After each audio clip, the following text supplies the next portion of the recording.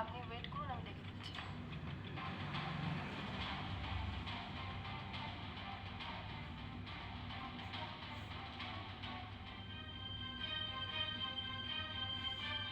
আরে কতক্ষণ ধরে কাজ করবে তুমি? আমি কখন থেকে ওয়েট করছি অফিসের বাইরে খাবার নিয়ে। আমি রিসেপশনেও বললাম যে তোমাকে বলে দিতে আমি খাবার নিয়ে বাইরে ওয়েট করছি, কিন্তু উনি হয়তো কোনো কাজে বিজি হয়ে পড়েছেন, তাই জন্য আমি খাবারটা নিয়ে চলে আসলাম তোমার কাছে। তুমি ভেতরে কেন এসেছো? আমি ভেতরে কেন আসলাম মানে? আরে আমি তো তোমার হাজবেন্ড, আমি কি ভেতরেও আসতে পারবো না? তোমাকে আমি কতবার বলেছি যে অফিসে আসবে না, আর তুমি অফিসে চলে আসলে।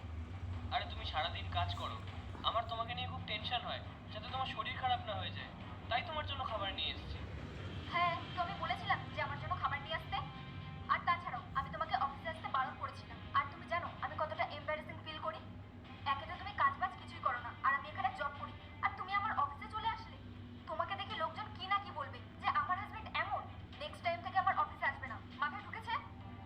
তুমি এই খাবারটা খেয়ে নিও।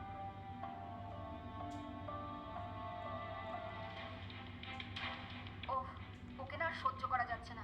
এবার ওর একটা কিছু করতেই হবে। কি ব্যাপার, তোমার আজকে আসতে এত দেরি হলো? হ্যাঁ তো, আমার কাজটাই এমন, টাইম লেগে যায়।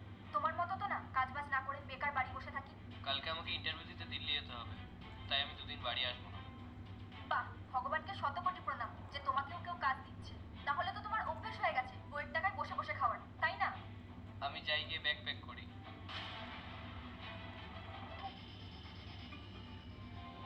আচ্ছা, তোমার হাজবেন্ড জানে না তো যে আমি তোমাদের বাড়িতে এসেছি আর আমাদের মধ্যে অ্যাফেয়ার চলছে?